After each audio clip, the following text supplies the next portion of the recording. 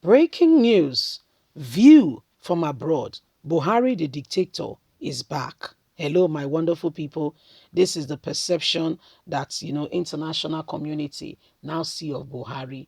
Buhari came very subtle, like, when something is trying to entice you, came very gentle, like, oh, he has no problem, very gentle, very subtle, and say, wow, I'm going to transform, I'm going to do this, do that, ensure that Nigeria is safe, I'm going to do this, do that. And Nigerians believed, because at this point in time, Nigerians were tired of the present predicament that was, staring us in the face. Goodluck Jonathan's time was plaguing the nation. Oh, corruption at the peak. Some of them are still being investigated even up to now as we speak. You see, so a lot was going on, and people were very tired and worried and said, you know what, let's leave Goodluck Jonathan alone. Nigerians stood up and voted against Jonathan. Only Nigerians, even the North, you could be hearing, we've been reporting to you, a lot of apologies have come from the North again and again and again and again, that if they had known, they would have let Goodluck Jonathan, remain the president. But guess what? Even Goodluck Jonathan was not the best of the feats, because his time, the stealing of this nation, in fact, somebody wanted to steal Aso Rock and put in their pockets. You can imagine, just a figure of speech. Anyway, don't forget to give us a thumbs up. Subscribe if this is your first time. Let's get all the details. Breaking news, view from abroad. Buhari, the dictator, is back. Is really back, oh my people. It was already clear when dozens of protesters were shot at October 20th for demanding a change to behavior of heavily armed security agencies.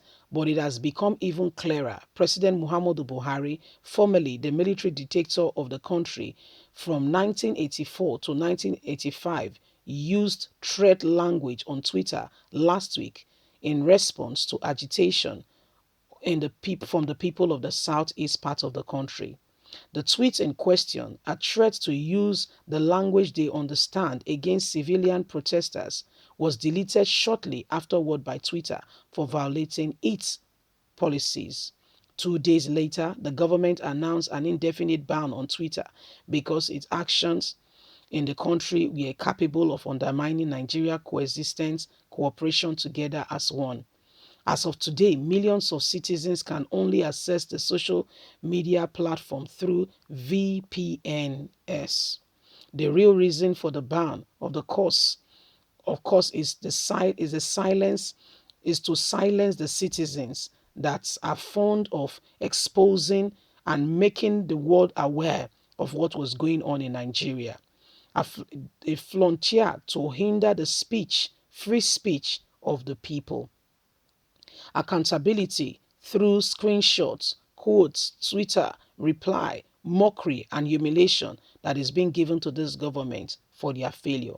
This has not gone down well with the political leaders who consider it an afford of old ways of ruling. The Minister of Information, Lai Mohammed, accidentally implied during the week, books of all forms of writing have been objects of terror to those who seek to suppress truths, as Wole Soyinka was wrote. The surprising efficiency of the ban, most telecommunication providers quickly comply, even though the policy was not passed through legislation and could be subject to court legalism on the basis of free speech.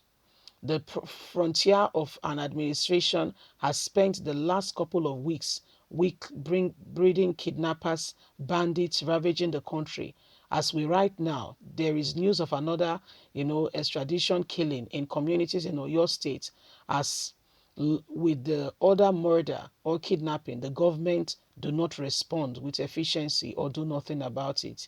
Yet they silence the citizens' right to protest, demand for better governance. For everything else, the citizens are on their own, the government on their own. But social media in Nigeria, especially for the young people who populate it, isn't just about politics expression. Many people use it to promote their business, sell their goods, express personal, social, and religious opinion, read and share news, including crimes in progress or road traffic, make friends, find mates, advocate for causes, including recent findings that incorporates recent kidnapping, and share news and offering and often covering of government officials that are using this against the people. Twitter ban office in West Africa would be in Ghana, not Nigeria. So the ban had been met naturally with rebellion, with citizens rushing to find ways to bypass it and continue to use it. The government accountability through the media of 280 characters. In response, the Attorney General of the Federation instructed law enforcement officers to begin prosecuting people who violate the Twitter ban. It is very clear the violation will be measured and under which law the culprits will be punished, but it points to more disturbing days ahead that this government is actually and even personified. We have here been seen for all that has been going on last year in the country, End SARS protests, October 2020, and how people were shot, citizens were killed, youths were arrested, and all that happened. None of this came for the legal actions of the National Assembly to speak up. Even the opposition party, they remained quiet. Nobody said a word. So far, only one state governor has opposed the Twitter ban since the Natural Judiciary currency on the industrial strike. There is no government agencies to turn to if things get worse, as it certainly is. People familiar with Buhari antecedent as a military dictator will also find these actors matching the past derivation of how he has always been. The last two elections brought him and kept him in office and has not done anything to change the narrative. Americans and the US, everyone now sees Nigeria as a state where dictators are the ones in charge. Former President of America was banned from Twitter for a while and nothing happened to US citizens. It is clear to the whole world that Nigerians have a dictator as the president of the country. Well spoken. Nigeria has a dictator as the president of the country. What are you guys doing about it to ensure that this dictator do not have a field day and destroy what is already on ground and destroy the rest? Because, I mean, a stitch in time, they say, saves nine. This man, you can tell with all the evidences levied against him that indeed things are wrong in Nigeria. You can see for yourself that this man has not got the interest of the people at heart. We'd like to hear from you. What do you think? Leave us a comment. Don't forget to like us, share, subscribe. Click on the notification button so you can get all our latest news. God bless you. Bye for now.